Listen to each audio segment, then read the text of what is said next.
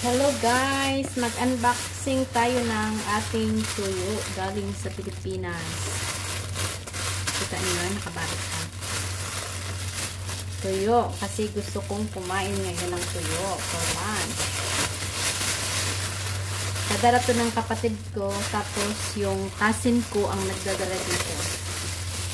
Ako, paano tuyo? So, hindi ko pa kasi napuksan eh.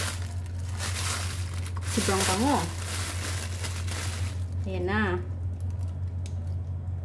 Nakita niyo yan guys. Masarap to. Prito. Pwede rin ihawin. Pwede rin isahog nyo sa munggo. Sobrang bango.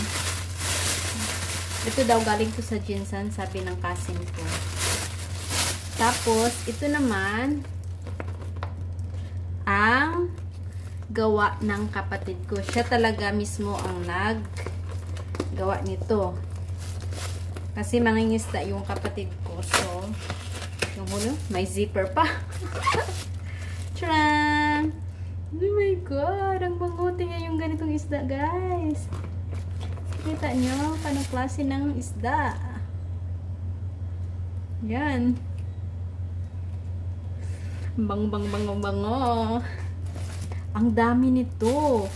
Ito kasi talaga siyang gumagawa nito. It means, hindi siya masyadong maalat. Alam niyo yung isda na,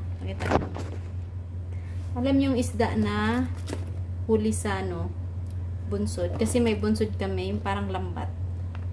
Yan. Ang sarap. Ang bango, excited na ako. Magprito ako nito para sa aking tanghalian. Ayan. Ito naman yung flying fish. Bangsi ang tawag sa amin eh, no? Ang dami nito. Oh my gosh. Ang bango-bango. Excited na ako nito. Magprito ako ngayon. Guys, oh, ang sarap pa ng pagkaano niya, oh.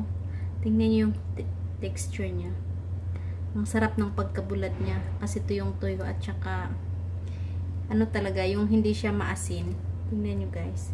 Kasi yung binibili niyo sa market, maalat masyado yun. Ito talaga, homemade. Pero ito naman, sabi ng cousin ko, binili din daw niya to sa Davao. So, fresh na fresh din siya. O, tingnan niyo. Sarap mga texture niya. Pinadagdagan lang niya yung bigay ng kapatid ko. Ayan, magluluto na tayo. Magluto muna tayo ng itlog, guys. Bago ako magluto ng tuyo. Ayan.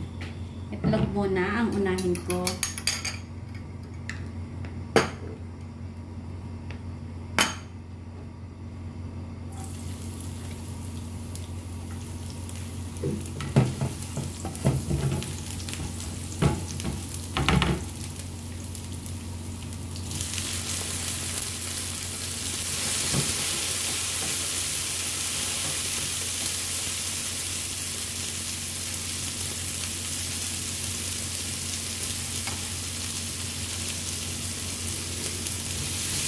Nagisa muna tayo ng itlog. Scrambled egg.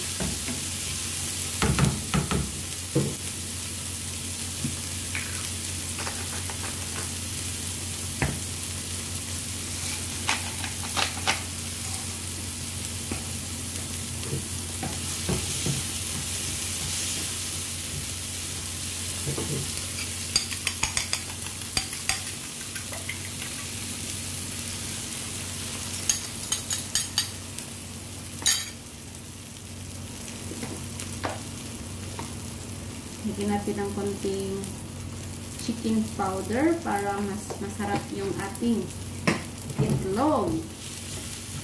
Kasi hindi ako gumagamit ng ano ba yung tawag sa atin, yung bitchin.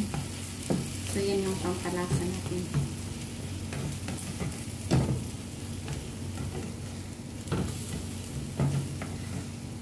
Bilis lang gumawa. Ito yung lunch ko ngayon. Kagabi pa talaga ako nag-isip ko anong kakainin kong lunch. Ito na yan.